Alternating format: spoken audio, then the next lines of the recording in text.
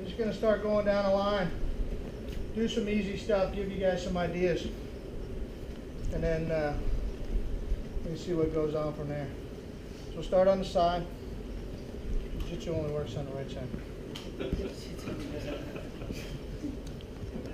It sounds funny, but what happens is you got a right side and you got a left side. So if you're a righty, you're used to the right side. If you're a lefty, you're used to the right side. So your body is more efficient at the right side because you've been using it your whole life on the right side. It's more efficient.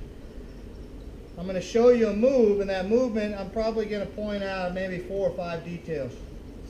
But in actuality, there's probably close to 100 details. You can get really particular about some things. So if I try it on my right side, and I'm not sure how to do it anyway, I do it a couple times and I'm still unsure, and then I go to my other side, not only am I unsure, but it's on my other side. It feels completely goofy. And then I go back to my other side, and it was so goofy over here that it makes it hard for me to remember what it's supposed to feel like over here.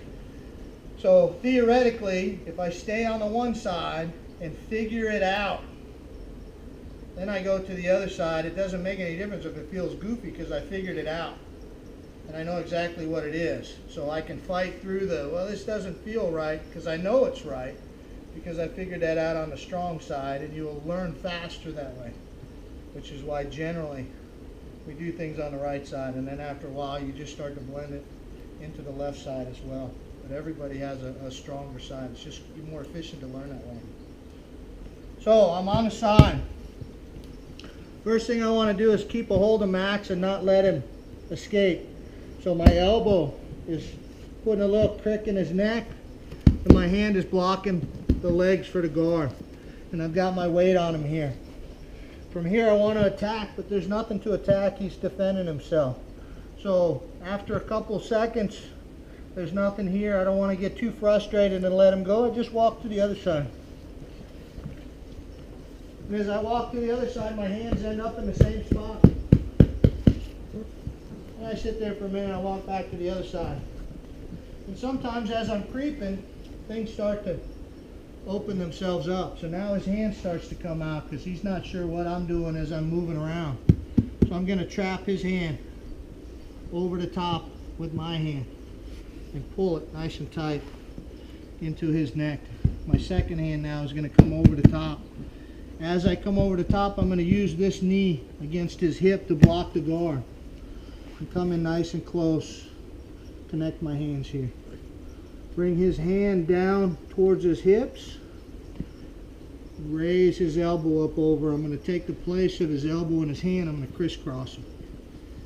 But I'm going to do that down in his armpit, not up over his head. Pull it down nice and close.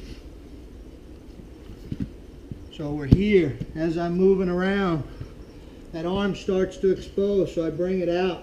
Close my elbow against his neck. Bring this hand, cover with the knee. Catch my grip, nice and close. Max starts to straighten his arm. He doesn't like this being bent like this. My top hand is going to stay where it is. I'm going to rotate the weight onto this top elbow, and I'm going to draw the other elbow back in. The way it feels in my mind is I'm pushing and pulling. It's not really what's happening, but that's what my mind's telling me I'm doing. So as he straightens, I kind of let it go straight. And I pull back with this arm. The weight goes onto this elbow. Third option, I push the arm down here like this, and Max doesn't like it, so he rolls the elbow up close. So it's hard to push all that out now. I'm going to take my second hand. I'm still going to go underneath and get this grip, but it's hard to get the elbow to go out to the floor like I want. So I'm going to switch and put his hand into this hand because it's so close up here. And now I'm going to separate his hand and his head, either over the head or under the head. And I'm going to bring his hand out and around. I got to make a little circle now. His hand still goes here, his elbow still goes here, but I can't go this way with one hand. I got to go out and around and bring that elbow up to the top. So as I start to isolate it, he rolls it up in. He still can't get it out. His hand's still stuck over there. So I'm going to bring this hand underneath, feed the wrist, clear his head out of the way, and then make that little circle with his hand. Nice and easy. Let's try those out, please.